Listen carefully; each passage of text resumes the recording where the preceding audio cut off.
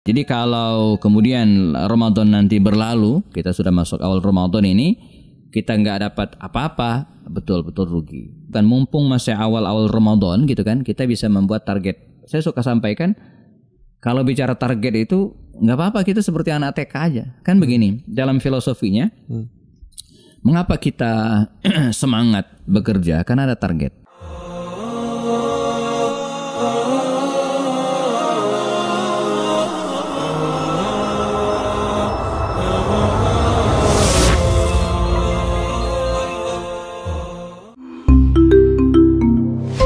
Kupas lewat obrolan santai. Oke, assalamualaikum warahmatullahi wabarakatuh. Waalaikumsalam. Sehat-sehat. Alhamdulillah sehat. Alhamdulillah. Baik teman-teman, kita jumpa di acara Close Kupas lewat obrolan santai. Nah, Anda pernah dengar tentang sebuah hadis ya, cuman nih koreksi aja ya, kalau Anda salah ya. Yeah. Jadi tentang Rasulullah SAW itu mengaminkan doa Jibril yang ternyata di dalam doanya malaikat Jibril itu celakalah orang-orang yang tidak mendapatkan ampunan saat Ramadan. Iya. Nah, itu berarti iya. Nah, ini ketika mendengar itu tuh kayak nyes banget ya. Kita ini dapat ampunan gak ya? Gitu. Kita khawatir gitu. Nah, gimana sih cara supaya kita bisa dapetin ampunan itu gitu? Iya. Kadang-kadang kan kita kayak ngejar target Ramadan, tapi kok kayaknya nggak terpenuhi, terus kayaknya ya gitulah Sat. Gimana Sat, ada tips? Jadi betul, Ramadan itu diberikan atau mendapatkan julukan yang banyak di kalangan ulama ya. Jadi ada disebut dengan Syahrul Al-Maghfirah, Syahrul Barakah, Syahrul As-Siyam, Syahrul Sadaqah, Syahrul Quran ya. Dan sesuatu yang mendapatkan julukan banyak itu biasanya punya keutamaan ya. Kan sebagaimana Nabi kita kan punya banyak julukan dengan segala keutamaannya. Nah, Ramadan juga emang disebut dengan Syahrul At-Taubah ya, Syahrul Maghfirah. Betul. Jadi kalau kemudian Ramadan nanti berlalu, kita sudah masuk awal Ramadan ini, kita nggak dapat apa-apa, betul-betul rugi. Makanya kalau bicara tentang tadi Kang Robi disebut dengan target. Jadi itu yang harus kita lakukan mumpung masih awal-awal Ramadan gitu kan, kita bisa membuat target. Saya suka sampaikan, kalau bicara target itu nggak apa-apa, kita seperti anak TK aja. Kan begini, dalam filosofinya, mengapa kita semangat bekerja? Karena ada target. Ya. Atau misalnya kalau kita main sepak bola, ada nggak targetnya? Ada. Apa? Gawangan. Kebayang nggak ya teman-teman sekalian, main sepak bola nggak ada gawangnya, kacau itu ya. Betul. Jadi yang santai-santai karena nggak ada target. Ya. Mengapa kita main panahan gitu kan, bisa fokus, bisa serius karena ada target. Coba kalau target nggak ada, bingung kemana aja. Atau misalnya orang yang berlayar gitu kan, nggak ada target, udah dayung kemana aja. Mengapa ada semangat? Nah, demikian juga dengan Ramadan teman sekalian ya, mumpung di awal kita bisa membuat target ya, target-target yang ingin kita capai. Nah, apa saja target yang harus kita capai itu ya? Pertama, saya menggarisbawahi paling tidak ada 4 Kang Robi ya. Pertama, target puasa. Jangan sampai ya puasa kita bolong. Nah, jadi dan puasa ini bukan hanya menahan makan dan minum saja. Ya, karena Nabi mengatakan, kamin shaimin laisa lahu min siyamihi ilal ju'i wal atas. Betapa banyak orang yang puasa cuma nahan makan dan minum, lapar dan dahaga saja, tapi nggak ada apa-apa. Nah, itu jadi kita bocor halus berarti itu. Bocor halus. Mending bocor halus, bocor kasar. Bocor kasar ya. Jadi gembos gitu ya. Nggak disadari ya. Nggak disadari ya. Tapi bocor. Bocor. Nah, ini jangan sampai, ini target pertama ya. Puasa kita harus betul-betul maksimal.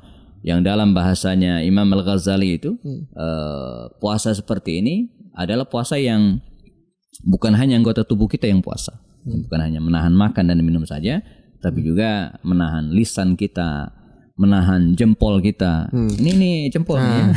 Era sosmed sekarang nih. Betul ya. Ghibahnya enggak dengan mulut gitu. Kalau dulu kan orang dulu ya ghibahnya itu dengan lisan.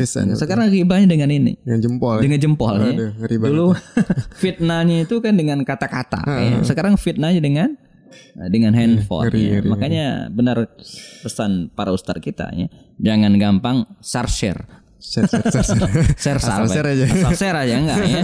Mesti dicek dulu nih beritanya benar enggak gitu ya. Kalau benar belum tentu juga layak share.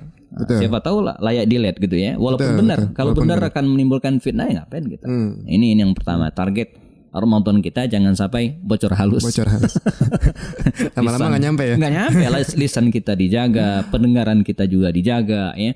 Mata kita, khusus teman-teman yang milenial, ya, yang matanya harus dijaga. Buka TikTok ya. Buka jadi jadi matanya itu bukan jaga di jalanan, ya enggak. Matanya di sini, sekarang di sini.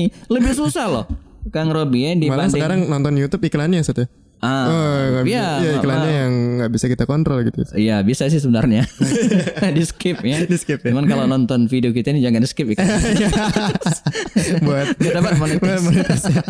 Supaya podcast ini ya. Ya dan kita sudah upayakan iklan-iklan yang masuk itu ya yang wajar. Kan itu kan ada filternya.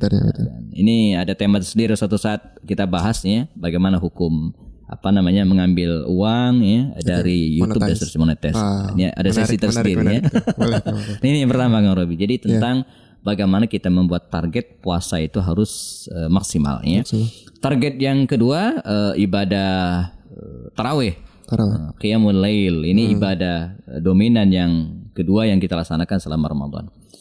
Kita targetkan teman-teman mumpung di awal Ramadan ya, tarawih kita jangan bocor. Jangan bocor halus tadi. Bocor halus. Jadi setiap malam ya kita tarawih ya. Nanti tinggal kita lihat kondisi apakah di masjid ya, sebagaimana harapan kita bersama atau mungkin bersama keluarga kita di rumah ya. Yang pentingnya jangan lewatkan satu malam pun ya kita tidak sholat tarawih. Mesti kita target tarawih ya. Karena rugi sekali. Karena sabda Nabi kan mengatakan man qama ramadhana imanan wa ihtisaban ghufira lahu ma taqaddama min dhanbi. Jadi ada kalimat selain soma ada juga qama. Jadi qiyamul lail ya, melaksanakan salat malam. Target yang kedua. Target yang ketiga adalah tilawatul Quran. One day one juz wajib ya. Targetkan dari sekarang ya itu minimal ya. Lebih bagus ya. Ada dalilnya ya ada ya. Nabi itu setiap tahun mengkhatamkan minimal 1. Itu minimalnya. Mau tergabung dalam grup boleh ya, bagi yang baru belajar. Ya, tapi yang sudah terbiasa ya sendiri juga bisa ya. Jadi dan kita bersyukur teman-teman sekalian mengkhatamkan Al-Qur'an hari ini gampang ya. Jadi jangan dianggap berat. Pertama ya Al-Quran, mushaf Al-Quran sudah banyak jenisnya. Betul. Kita bisa bawa yang ukuran kecil ya, saku, bahkan di handphone kita juga ada ya. Jadi kapanpun kita bisa baca Quran ya. Dan yang kedua membaca Al-Quran ini kita harus jadikan suatu kebiasaan ya. Jadi jangan hanya mohon maaf ada di antara kita yang baca Quran kalau ada yang meninggal saja. Untung ada yang meninggal. Enggak ada yang meninggal enggak baca Quran tuh ya. Itu pun surat itu aja ya. Surat itu saja. Enggak salah ya, cuman jangan itu doang ya. Jadi di Al-Quran itu bukan hanya surat Yasin. Yasin baca ya. Al-Baqarah juga ya. Dan bagus kalau kita punya tilawah harian berkelanjutan. Khususnya Ramadan kita targetkan ya minimal sekali selama Ramadan one day one juz. Jadi kalau kita hitung rata-rata mushaf kita itu kan terdiri dari berapa halaman tuh? Banyak satu juz itu kurang lebih 20 halaman. 20 halaman. 10 lembar. 10 lembar. Kalau kita bagi 5 waktu dalam sholat berarti 20 bagi 5, ya, 4 sekitar 4 halaman atau 2 lembar. Ya. Artinya 2 lembar cuman ya, 2 lembar. Ya. Jadi sebelum sholat 1 lembar, setelah sholat 1 lembar. Beres. Menarik ya. Luar biasa. Mudah sebenarnya. Mudah banget. Jadi 1 lembar itu Kang Robi pernah nyoba enggak? 1 lembar itu berapa menit?